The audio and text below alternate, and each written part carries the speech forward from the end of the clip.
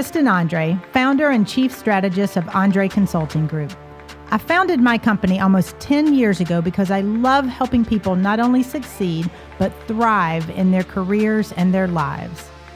So many times I meet amazing people who have so much more potential than what they're utilizing. As I engage with them, there seems to be a common theme: the limits they place on themselves. Throughout this podcast series, we're going to visit some incredible people who have created more intentional lives for themselves, those who've had that no limits moment where they chose to grow and they put things in motion to help them do so. We will focus on how you can break through limits. We will equip you with strategies to help you lead a more intentional life, and we will have a lot of fun along the way. So let's dive in.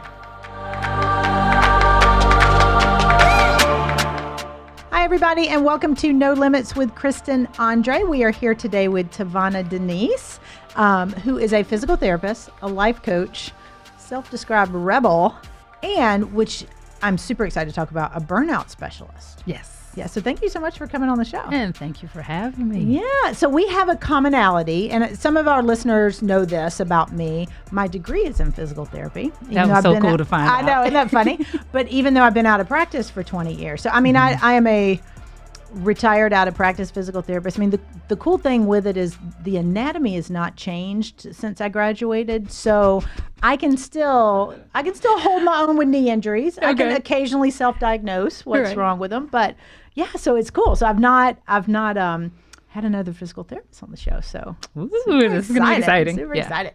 So what I think is interesting about you is the industry. I got out of the industry, obviously, not necessarily because of burnout, but just because I had hit a ceiling. I'd gotten as far as I was going to go in the career very early. I mean, I think I was 29 years old in the physical therapy field, and it's changed a lot in the last couple of decades, but I hit a salary cap and they were like, okay, here's where you're going to be for the rest of your life. And I was just like, man, there's got to be more than this. So I left for a number of different reasons, but you're seeing this a lot more often in healthcare now, aren't you? Yeah, there are a number of things that are happening to people. So I tell people I'm on a mission to save as many PTs, rehab professionals, healthcare professionals from burnout, boredom, and glass ceilings. Because if you're not necessarily burned out in the traditional, like I'm just exhausted, you're tapped out and capped out. So we really want to help those people who feel like they've met that ceiling. When you come into the profession, you hit that pretty quickly. Yep. And if you don't want to start a traditional business, open a clinic, maybe you work in a hospital or something, you're not going to open a hospital to have your own kind of business. So there are other things that you can do. And I'm really passionate about helping therapists figure out new ways to make money without leaving the profession, if that's what they love. Yeah. Because it's interesting. We didn't have you. Where were you 20 years ago? But it's I wasn't probably still in school. Yeah, I was about to say weren't practicing yet. But it's true, because I didn't know what my options were within what I was doing. That was what I did. Love the profession. I still love the profession. I have a lot of, the people I graduated PT school with, we still stay in touch. It's a great group. A large number of them are still practicing. Not all of them, but some have moved on to administrative and healthcare admin type of stuff. But it hit really quick. I mean, I didn't expect to hit a glass ceiling in my 20s. And unfortunately, some of the students are coming out now talking about burnout 6 to 12 months out. And what makes it even worse for them is they come out with their doctorate in physical therapy. We didn't have ours. Have to do that, yeah. And so they're coming out with $100,000 in debt. And they're burned out. And I think part of the burnout comes from this feeling like I'm stuck, I don't have control, I don't have the autonomy that I thought I had. And it's really sad. But the thing I see time and time again, and this happens across professions, is that people feel like they don't have a choice. And I'm really on this mission to tell people you have a choice, one, in thought. Yes. And two, in what you do and how you practice and how you live your life. And just because the one thing that I hate so much is when I hear people saying they're staying at a job for healthcare insurance. Yes. I just say go make some money and pay for the healthcare insurance. Yep. It's true. I mean, and that's a pet peeve of mine with the healthcare insurance right now. That's a whole nother topic. But some people do, it's an excuse. That's why they stay there. It's not that it's not a valid excuse. It could be, but that shouldn't outweigh your burnout or you not wanting to be there? Your mental, physical health, your sanity, this is your life. You spend most of your waking hours in the building, wherever you work. And I think you should love it, especially if you ever loved it. And so I have a very interesting way that I look at jobs and professions in that I view it a lot like marrying a partner. Okay. Because a lot of people will go and say, well, I just don't love them anymore. And I'm like, well, what did you love about them? Right. Or what did you love about the profession? And let's see, can we reconnect with that first? Because it's always better to move towards something than run away from something, the energy behind it. Yep. Right. And so even I think you can reconnect with and love something again and still leave it. I think that's fair. I think that's very reasonable. So how widespread is, I have a guess, but how widespread is this burnout? Not just in physical therapy and in healthcare, but, with other people, other industries, your friends, people you socialize with. How bad is burnout getting? Well, it's pretty up there, but I actually saw a study the other day that's saying 46% of physicians are burned out. 46%. That's almost 50%. And that was probably 2 years ago that study came out. And so if it's happening in that profession and I'm hearing others, then it's happening all over the place. So I can't tell you that. I would say probably 1 in 2 people are burned out actively. So that's scary to me, first and foremost, is because we do spend so much of our time working. And, I'm fortunate because I love what I do. Like, I don't even think about it as work. And you've got for those of you guys watching on live stream, she's got her Do What You Love water bottle here. Yeah. So I think that's hugely important. And it's easier to, I don't want to say stave off burnout, but it's easier to not feel burned out if we're truly doing something we love. But then you do, have those instances like I love PT and I hit a ceiling. So, right. So when we look at burnout, it really has 3 aspects to it. You have the physical and emotional exhaustion of what it is that you do, which you can imagine being a healthcare provider, you get that quite often. Yep. Then you have it's a physically taxing job. Yeah. So anything it's physically and then it's yeah. emotionally when you're dealing with people who are in pain, people who are sick all of the time. So you get that exhaustion from it. The second aspect of it being depersonalization or detachment, where you just kind of find yourself going through the motions. I get up, go to work, come home, get up, go to work, come home. And I call that the career treadmill, where you're not actually going anywhere. You just going through the motions and you are just like, I'm just here to get a paycheck. And I think that really makes people sad because we want to thrive in what we do. And then the third aspect of it is personal achievement. Like, am I growing? And that's what you experienced in your aspect of the 3 parts of burnout. You hit the third part, the personal achievement. Like, am I really improving? Am I growing here? And they said, well, no, you can't grow. And I would venture to say, because I know a little bit about your story, is that you rose really quickly. You could have turned that into that kind of consulting business and went back and taught others how to do that. But that's what's interesting is I came through really quick. I was in management relatively quickly, in healthcare, same thing in finance. And I love growth. I am all about personal growth. And that's why I do what I do. But I didn't know what I didn't know at that point. So at 29 years old, and I venture to guess a lot of people out there and listening are feeling the same thing. Like, man, what resonated with me when you said the treadmill is because a lot of people I'll meet or talk to, or they'll come hear me speak or whatever, will say, yeah, I just hate what I do, but I can't leave. It's just day in, day. And then I'm like, you can. You can. Yeah. And you probably should. I knew I had a choice to leave. That was never an option, which I did. I don't think I knew that what other avenues were available within a profession. And when you're young, you don't know what you don't know. Yeah, I think I was fortunate in that regard, is that I loved it. And there were forces that kept me there. Yeah. Like, I would leave and I launched my coaching business because I was like, forget this. I have to go in and do the work. I want to be free. I want the freedom and flexibility to travel, and starting a coaching business allowed me to go home and take care of my mother, who's doing well. Everybody asks when I say she's doing great. Good. But when I came back, PT was still there calling me. And Yeah. so it was one of those things where I had one foot out of the door, but it was like this draw. I couldn't really leave. Yeah. Not because I felt stuck, but because I felt drawn. But that's it. You're going towards something. And that just to me means your heart, that's where your heart is. And you've got to stay. But if people's heart is in something and they're still feeling like they're on a treadmill, that's where I'm feeling most people that are in that spot are like, all right, I don't even know what to do at this point. So what do you do with them? Like when you're coaching somebody like that? Two things to do, just to ask yourself, what else can I do here? Okay. And I really had to sit with that for, I think it was 15, 16 months.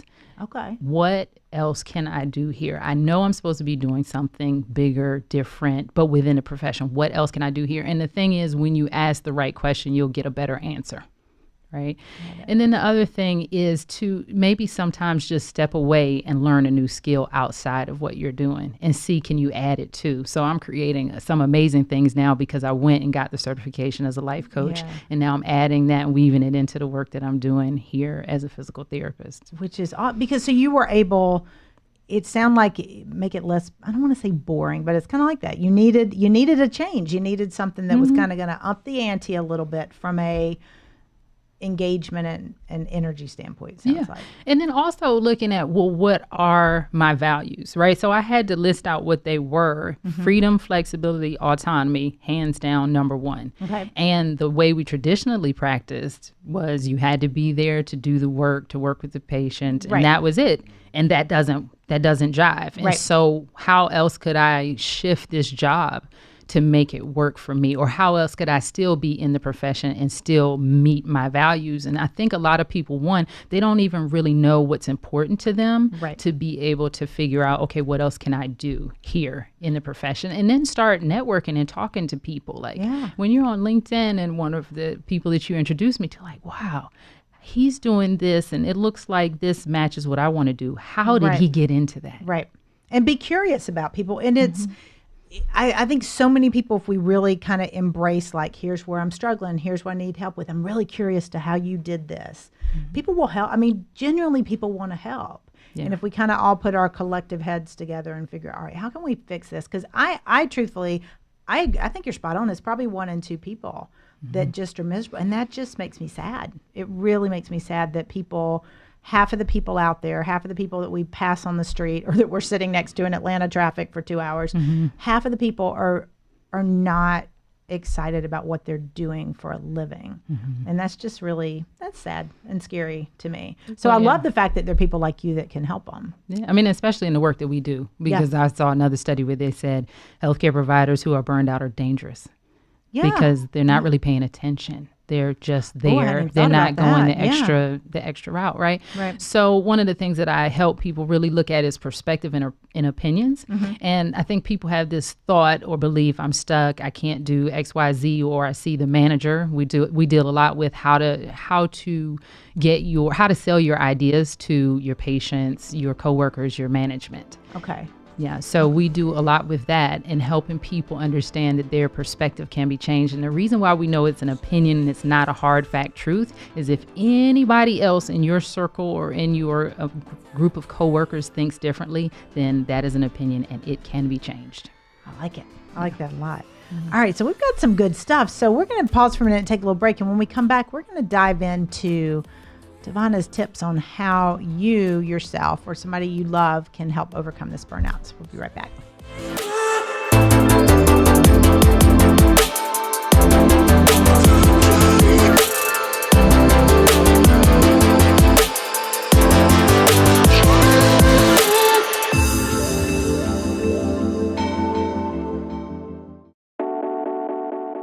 Hey everyone, it's Kristen. Be sure and visit my website at www.andregroup.com. That's www.andreegroup.com. And while you're there, be sure to download my white paper, Top 10 Reasons Your Business Isn't Growing Fast Enough. Now get out there and create your no limits moment.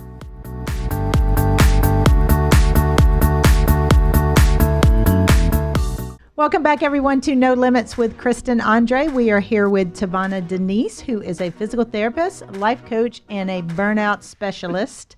So before the break, we were talking about just how I guess sad is the word that keeps coming to mind for me, that it is that 1 in 2 people just are feeling burnout. They're just on that treadmill. They're not loving what they're doing professionally.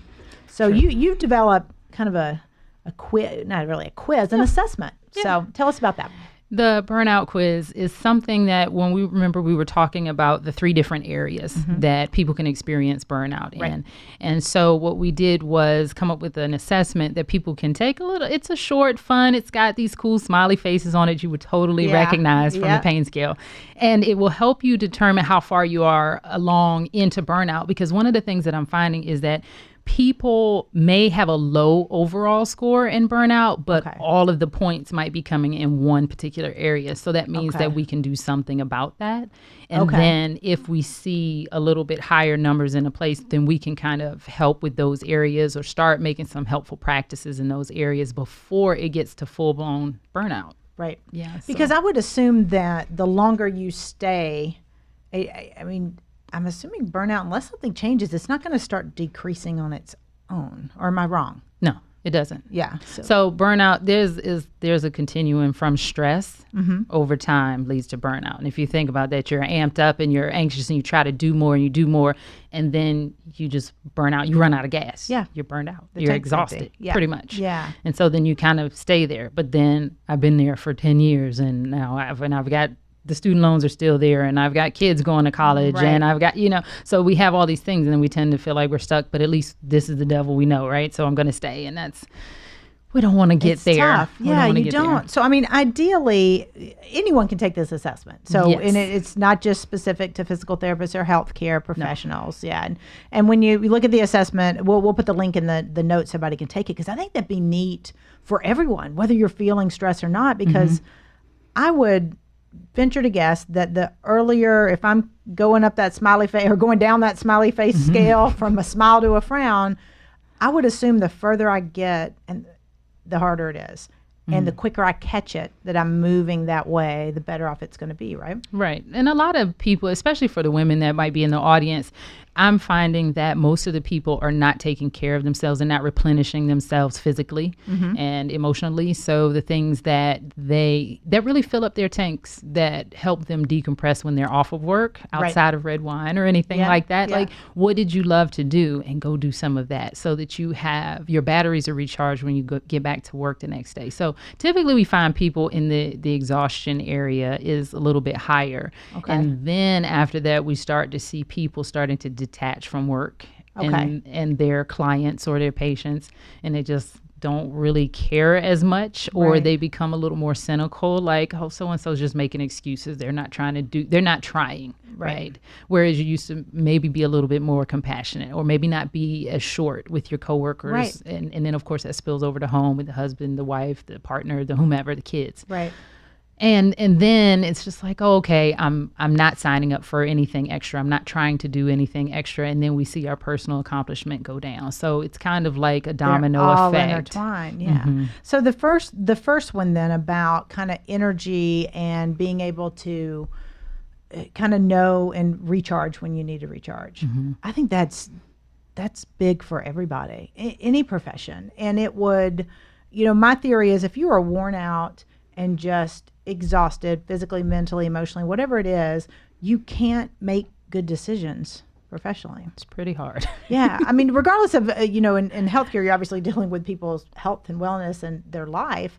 But even in any other profession, I feel like if you're just depleted, right, it's hard to make a decision whether or not you should stay in a profession or not, change to companies or not, if you're just kind of feeling emotionally worn out. Yeah, so I would say we experience in healthcare field something called compassion fatigue, and that's the emotional exhaustion. And also police officers have been known to get it. And you just kind of Like I'm flat, I'm shut to it. Like, yeah.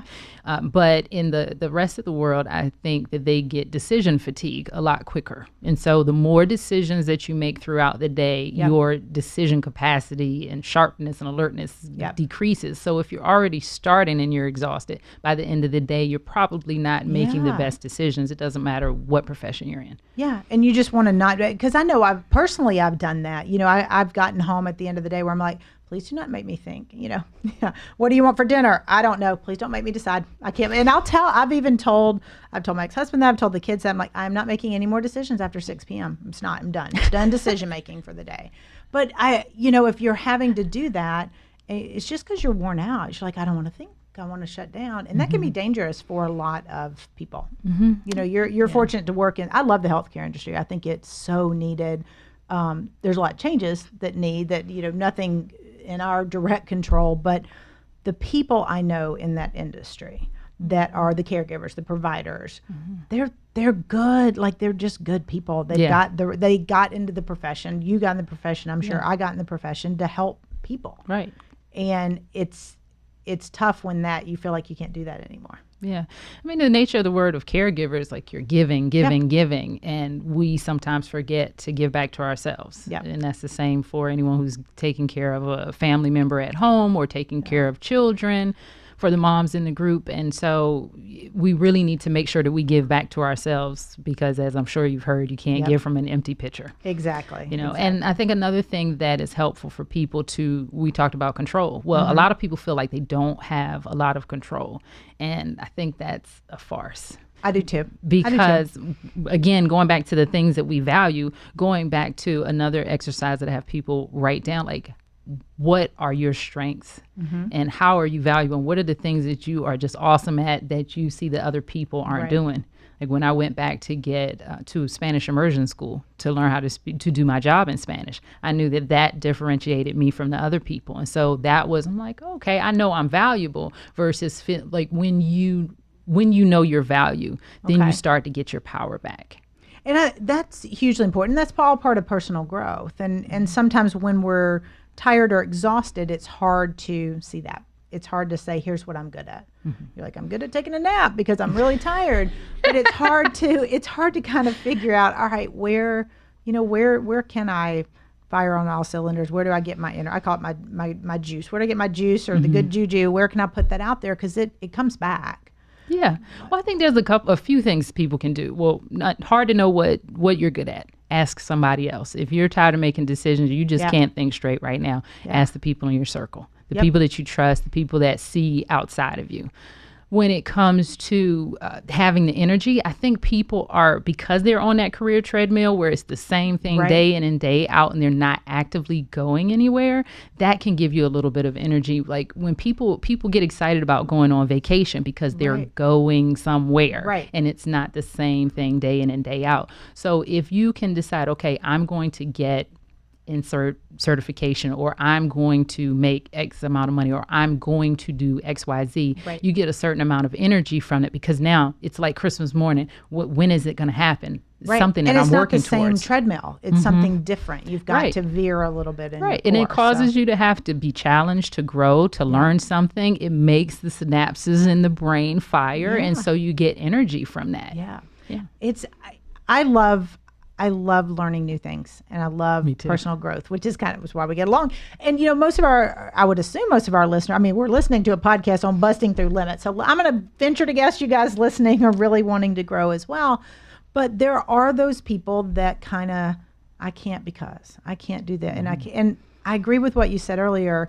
There are a lot of things in control. I can't control healthcare premiums. I can't control whether or not this person's going to, what happens to me from a accident standpoint, but I can control my reaction to things. Absolutely. And the same thing career-wise. You may have things thrown at you through your boss, through the hospital system you work for, through the corporation you're affiliated with, that you can't control, but you can control how you take that information, what you do with it, and kind of how you move forward. And how you look at things. So one of the things that I would get a lot from people that I coach with is, One saying I heard a lot was my manager shut me down. So I came to them with this idea and they shut me down. Okay. And so then that person shuts down because they're no longer going to present their ideas. Right. And so then I asked them, did you make a case or did you make a complaint, first of all? Right. And is it that they shut you down, or were they busy, or were they sidetracked? Did you give them enough information? Because when I present something and they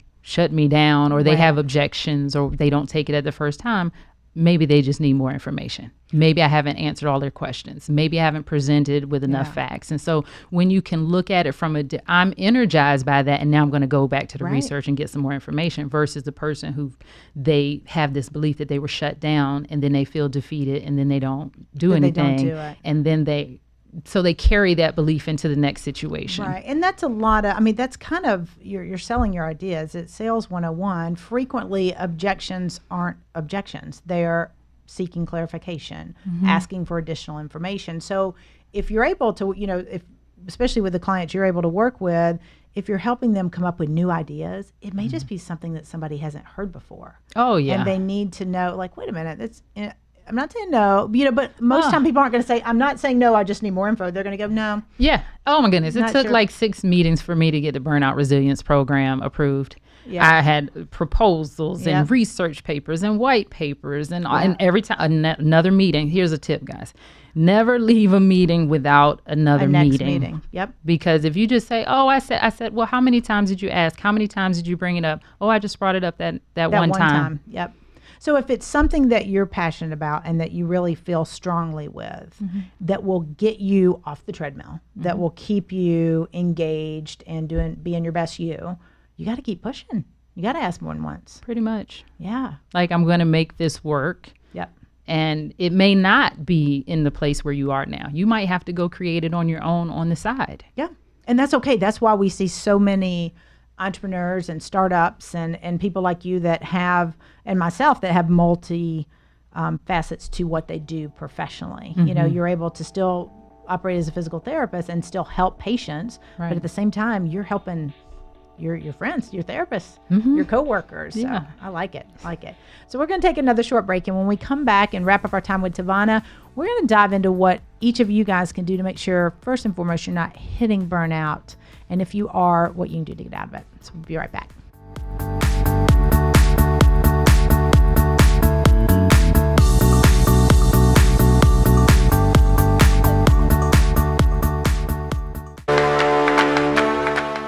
Hey everyone, check out my podcast, No Limits with Kristen Andre, on Tuesday nights at 7:30. We will tackle the things holding you back and the limits you set on yourself and equip you with some strategies to lead more intentional lives. Podcast launches every Tuesday at 7:30 p.m. on facebook.com/Andre Group. That's facebook.com/ANDREE Group. We'll see you there.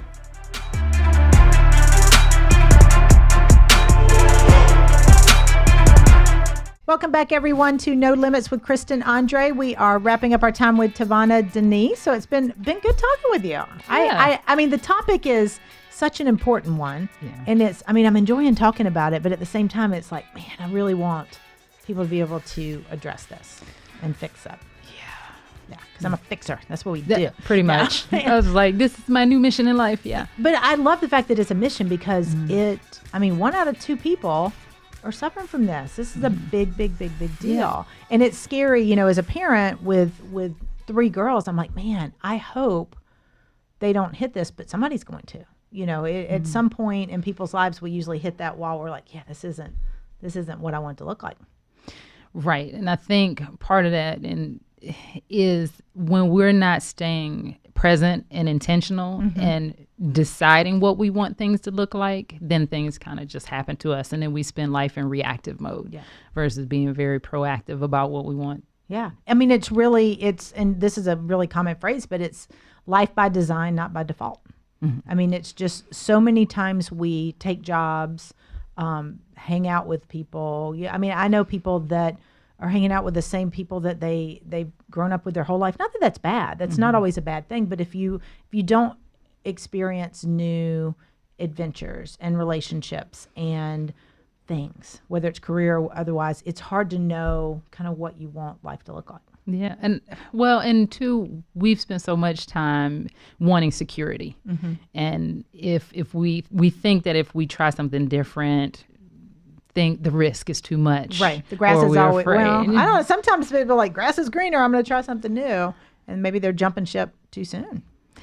Right, because it's all about the energy that you carry with you. Right. So some of the people that I work with, they're like, forget this job. I'm going to go to get on an interview and blah, blah, blah. And I'm like, well, just think about your energy when you show up to that interview. Yeah.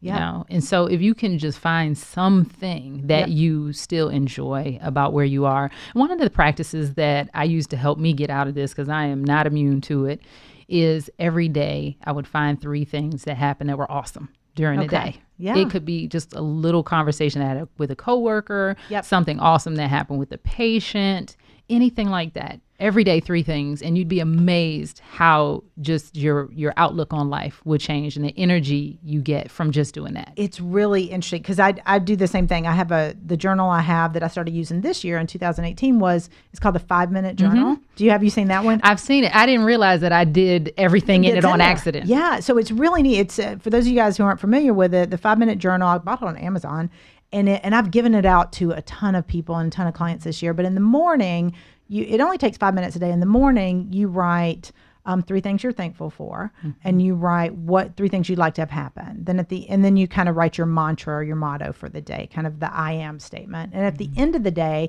you write 3 amazing things that happened today. And some days it's super easy. Some days you're like, oh, I landed 5 new clients and 8 speaking gigs and, won the lottery. But other days it's like, the children didn't yell as loud as they normally do. I mean, it could be, but it's forcing you to find something good, something amazing in every day. And then that particular journal does have 1 sentence at the bottom which says, what would have made today even better?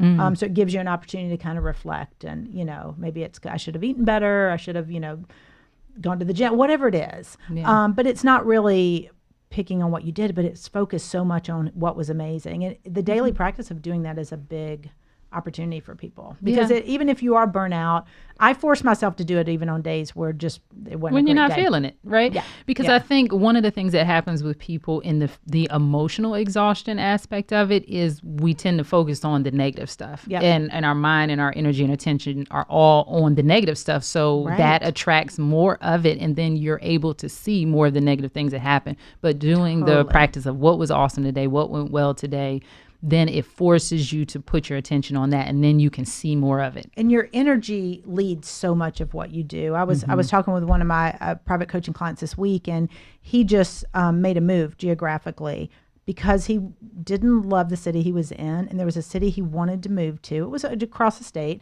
lives in Florida, but moved to this city. He's only been there a month, and he literally moved his entire practice over there. And I told him, I said, you're almost giggling on the phone. You're so happy. And he's like, I have met more new people. I have gotten more business. I've had more referrals than I ever had in 1 month of living in this new city. And I was like, how much do you think that has to do with you? Like I'm excited to talk to you because you just sound so full of energy. And he's like 100%. Yeah. So it was so cool to see that he was really reaping the benefits of that. Yeah, and positive energy. The people with the positive energy are the ones that get the promotions. Yeah. Oh, it totally is. Absolutely. Because you want to be around nutritious people. You don't want to be around the energy. I call them energy zappers. You got to get rid of the energy zappers. But with that, I mean, where it started for him is he became very intentional about what he wanted his life to look like. So that brings us to our challenge. Because as you know, and those of you guys that are listening, our hashtag No Limits Moment group on Facebook, we like to have some fun. So at the end of every episode, we issue a challenge to our listeners and ask them to join the conversation, let them know how we're doing. So Miss TaVona, what is our challenge to our listeners this week? So here's the challenge. This week, we're going to have you guys really sit down and not only think about, but write down what you want your career or your business to look like 1 year from now. In super detail, like I should be able to read it like a fiction novel. That's going to be nonfiction. Yeah, we're turning it into nonfiction. Yeah. So I think that's great. So be intentional. Just like we were talking about with the client, he knew what he wanted it to look like, and it takes place. It's kind of neat. Well, that's why I said the fiction novel, like it should read like a fiction novel because they really get juicy with the descriptions and you're like right there. Yep. But then we're going to flip it and make it nonfiction because that's going to be your life in 1 year. Exactly. Love it, love it, love it. So TaVona, thank you so much for being with us. Thank you for having me. We're going to put a link in the broadcast or the page, whatever. So because I want you guys to think about this burnout scale. I think it's a great resource that she's developed just for our listeners that you can see. I mean, they have it on their website, but we got a little link we'll send you to just to find out all the tips and whether or not you're suffering burnout. But until next week, take the challenge. Write down what you want your life to look like from a professional business standpoint within the next year. Share with us on your Facebook page or our Facebook page on what your thoughts are. And until next week, keep pushing past those limits.